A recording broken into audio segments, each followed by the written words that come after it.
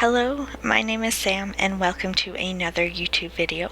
Today I'm going to be playing around with one of the pre-built apartments that are in the San Myshuno city. I don't know why, but that for some reason is very hard for me to pronounce, but I am here in the city. I actually haven't played around with this area of The Sims too much. The city life just hasn't really appealed to me, I guess. However, today I'm going to be renovating the penthouse suite in the Fountain View penthouse. I had originally started this build about a month ago, so now I cannot remember why I was originally inspired to do this renovation. I know there was something, but I can't quite remember exactly what it was. Once I got back into it the other day, I started to picture exactly what type of sim I wanted to live there. I definitely think that it helps me build when I have some sort of idea of who might be living in the house. I know that when I started to build this, I didn't have a sim in mind, but the other day I definitely started to picture a single female sim who was in the medical field. I pictured somebody who doesn't really spend a lot of time at the home, but when they were home, they wanted a very calming environment. So this build actually, instead of kind of a bachelor style, I did make it a one bedroom because I don't think this type of sim would want a very open concept. Even though it is kind of open, I still wanted them to for sure have a bedroom. So yeah, I went from not having any idea who I wanted to live here or what I really wanted to look like to knowing pretty much exactly what I wanted to look like and exactly who I wanted to live here. So I guess that's good.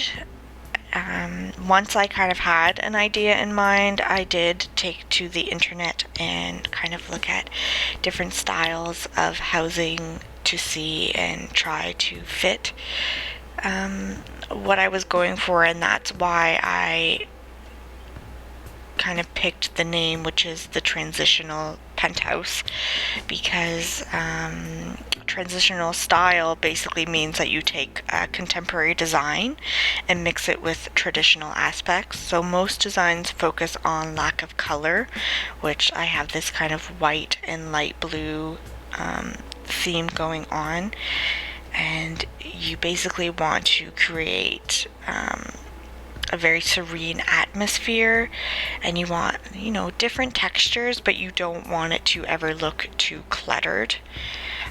To go into even more detail, I pictured a sim to live here that is very well off, so who is not hurting in the money department, and that is why I have some very expensive details in this home, like this very cool, very long bar, which matches the countertops perfectly, which is very exciting because the transitional style likes cohesiveness, and I personally also like cohesiveness. I also added this grand piano. It's one of the main focal points of the apartment, and it's one of the first things you see when you walk in. To try and give this apartment building the more contemporary aspect of the transitional style, I wanted to make sure that I hung some pictures that were a little bit more on the expensive side and a little bit more contemporary. Probably if I play this game, I'm gonna make my Sims have a little bit of a creativity trait, so that maybe she can hang her own art on the wall. But I am very into kind of big scaled paintings. I think it adds that kind of more modern contemporary feel, which is exactly what I was going for in this build. Another thing, there's a lot of things apparently that I want for this, but another thing that I felt was very important was to have a little bit of a more sentimental side to this building. So I added details which I can't remember if it's there or not, but I will be adding a record player that I was thinking maybe she got her dad, it was her dad's record player, and she wanted to add it. Things like her bedroom furniture might be some bedroom furniture from her childhood that she wanted to bring into her home and make it feel more like a home for her. As you can see, we have moved into the bedroom. I kept this bedroom very simple. One, it is not a very big room, but I am, like I mentioned before, picturing a doctor to probably live in this apartment, and I kind of assumed that she would only really be using her bedroom to sleep, and that is pretty much why I kept it very, very simple and kept the necessities in that room. On a side note, I thought I'd quickly mention that I don't use any custom content in my builds, so as long as you have the base game and some of the expansion packs, you shouldn't have any issues downloading this into your game. I will write in all of the packs I used in the info box, as well as my Origins ID, so you can download this into your game.